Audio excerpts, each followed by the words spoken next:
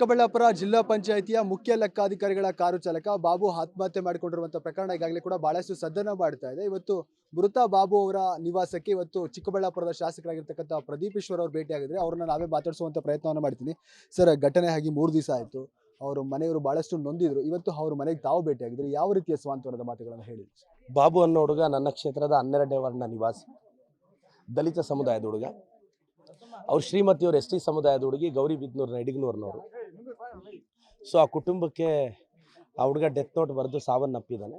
ಆ ಕುಟುಂಬದ ಜೊತೆ ನಾವಿದ್ದೀವಿ ಅಂತ ಧೈರ್ಯ ಹೇಳಕ್ಕೆ ಬಂದಿದ್ದೀನಿ. ಅವ್ರಿಗೆ ಸಾಂತ್ವನ ಹೇಳಿದ್ದೀನಿ. ಸರ್ಕಾರದಿಂದ ಆ ಮಗುಗೊಂದು ಪರ್ಮನೆಂಟ್ ಜಾಬು ಮತ್ತು ಅವ್ರ ತಾಯಿಯವ್ರಿಗೊಂದು ಕೆಲಸ, ಸರ್ಕಾರದಿಂದ ಏನೆಲ್ಲ ಬರುತ್ತೋ ಅದನ್ನೆಲ್ಲ ಪ್ರಾವಿಷನ್ ಮಾಡಿಸ್ತೀನಿ. ಎಲ್ಲೋ ಒಂದು ಕಡೆ ಬಿಜೆಪಿ ನಾಯಕರು ಸಂಸದ ಸುಧಾಕರ್ ಅವ್ರ ಮೇಲೆ FIR ಮಾಡಿದ್ದೇ ಸರಿ ಅಲ್ಲ, ಯಾವ ರೀತಿ ತನಿಖೆನೇ ಆಗಿಲ್ಲ, ಅವರು ದುಡ್ಡು ತೊಗೊಂಡಿರೋದಕ್ಕೆ ಸಾಕ್ಷ್ಯನೇ ಇಲ್ಲ, ಹೇಗೆ ಮಾಡಿದ್ರು ಅಂತ ಪ್ರಶ್ನೆನ ಮಾಡ್ತೀವಿ. ಮೊದಲು BJP ಅವ್ರಿಗೆ FIR ಮತ್ತು ಚಾರ್ಜ್ ಶೀಟ್ ಮಧ್ಯೆ ವ್ಯತ್ಯಾಸ ಓದ್ಕೊಳಕ್ಕೆ ಹೇಳಿ. ನೀವೊಂದು ಹೋಗಿ ದೂರು ಕೊಟ್ಟರೆ ಅದನ್ನು FIR ಅಂತಾರೆ, ಫಸ್ಟ್ ಇನ್ಫಾರ್ಮೇಷನ್ ರಿಪೋರ್ಟ್. ಅದನ್ನು ತನಿಖೆ ಮಾಡಿ ಹಾಕೋದು ಚಾರ್ಜ್ ಶೀಟು. ನೀವು FIR ಮಾಡೋವಾಗಲೇ ತನಿಖೆ ಮಾಡಿ ಅಂತ ಯಾರೂ ಕೇಳಲ್ಲ. First information report. ನೀವು ಆನ್ಲೈನಲ್ಲಿ ಕೂಡ FIR ಹಾಕ್ಬೋದು. FIR ಹಾಕಿದ್ದಾರೆ, ಈಗ ತನಿಖೆ ಮಾಡ್ತಾರೆ. ತಪ್ಪಿದ್ರೆ ಚಾರ್ಜ್ ಶೀಟ್ ಹಾಕ್ತಾರೆ, ಇಲ್ಲ B ರಿಪೋರ್ಟ್ ಹಾಕ್ತಾರೆ. ಇವ್ರಿಗೆ FIRಗೂ ಚಾರ್ಜ್ ಶೀಟ್ಗೂ ಡಿಫ್ರೆನ್ಸೇ ಗೊತ್ತಿಲ್ಲದೆ ಇವ್ರು ಹೆಂಗೆ ಸರ್ ಪೊಲಿಟಿಕಲ್ ಪಾರ್ಟಿ ನಡೆಸ್ತಾ ಇದ್ದಾರೆ?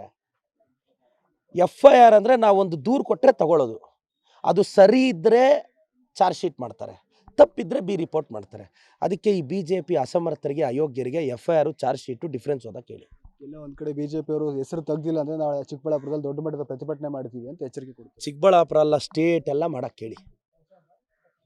ಒಬ್ಬ ದಲಿತ ಹುಡುಗನ ಸಾವನ್ನ ಬಿಟ್ಬಿಡ್ತೀರಾ ನೀವು?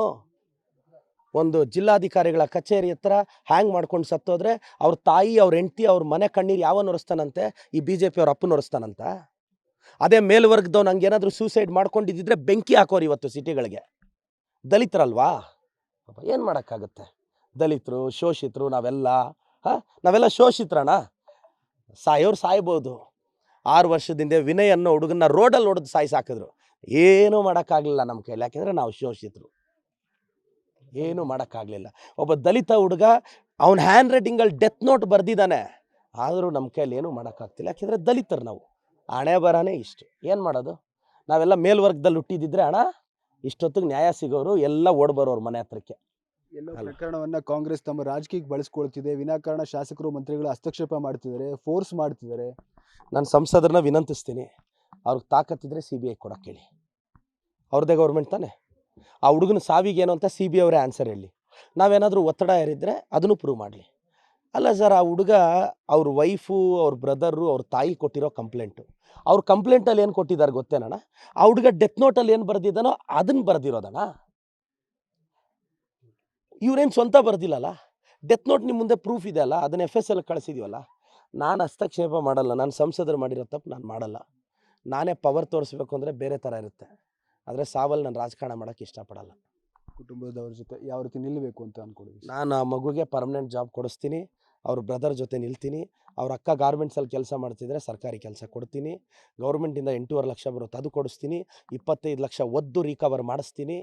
ಅದ್ರ ಜೊತೆ ನಾನೇನಾಗುತ್ತೋ ಆ ಕುಟುಂಬಕ್ಕೆ ಸಹಾಯ ಮಾಡ್ತೀನಿ. ಎಲ್ಲ ಒಂದು ಕಡೆ ಇನ್ನೂ ಆರೋಪಿಗಳ ಬಂಧನ ಆಗಿಲ್ಲ ಅಂತೇಳಿ ದಲಿತ ಮುಖಂಡರು ನಾಳೆ ಬಂದ್ ಕರೆ ಕೊಟ್ಟಿದ್ದಾರೆ, ಪ್ರತಿಭಟನೆ ಕರೆ ಕೊಟ್ಟಿದ್ದಾರೆ ಚಿಕ್ಕಬಳ್ಳಾಪುರದಲ್ಲಿ.